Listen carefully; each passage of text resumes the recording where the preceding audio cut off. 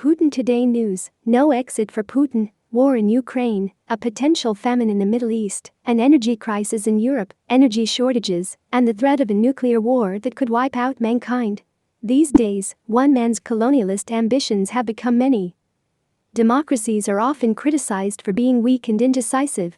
Vladimir Vladimirovich Putin has shown the world how dangerous it can be when one person has too much power. This danger not only threatens the world, but puts Putin himself in extreme personal danger. The question now is, how far will he go to save his own skin? If survival proves impossible, will he take the rest of the world with him? It is now clear that the military operation was a catastrophic miscalculation and a threat to Russia's long-term security.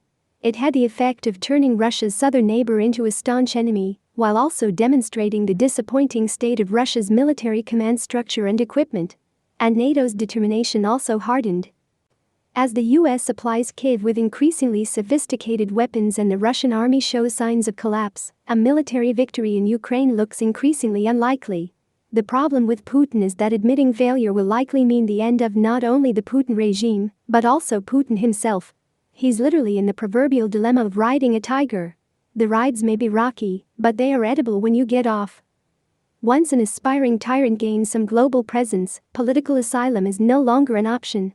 In some cases, it is believed to be less costly to simply buy out the breathless dictator and retire him to a place where he can disappear into an anonymous retirement. Ugandan magnate Idi Amin, a brutal monster, he may have engaged in cannibalism, but instead of launching a military campaign to overthrow him, he quietly retired to Saudi Arabia and was soon forgotten. The atrocities committed by the Russian military in Ukraine have put Putin in a different league. So to speak, he joined forces with Saddam Hussein, Hitler and Stalin.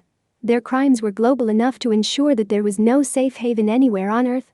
After reflecting on the horrors of Baghdad's regime when Hussein was still in power in Iraq, his Prime Minister Tariq Aziz casually said, "If we go, even our fingernails will be left behind."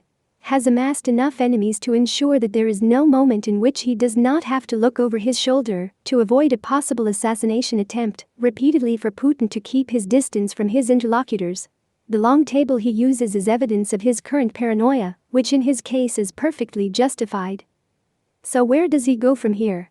The recent referendum declaring eastern Ukraine to be in fact part of Russia appears to be a hidden threat to Washington. If the Ukrainians try to take back his 15% of the land currently occupied by the Russians, Putin will fight back as if Moscow itself was under attack. Its military is running out of ammunition and personnel, so this very likely includes tactical or battlefield nuclear weapons. In case someone in Washington is too stupid to understand what is being told in preparation, Putin had a series of advisors deliver a message to American diplomats. The problem is that Ukraine's strategic position is not backed down by both NATO and the US. If NATO allows Putin to take over Ukraine, Europe will very likely be threatened by short-range nuclear missiles deployed on its borders.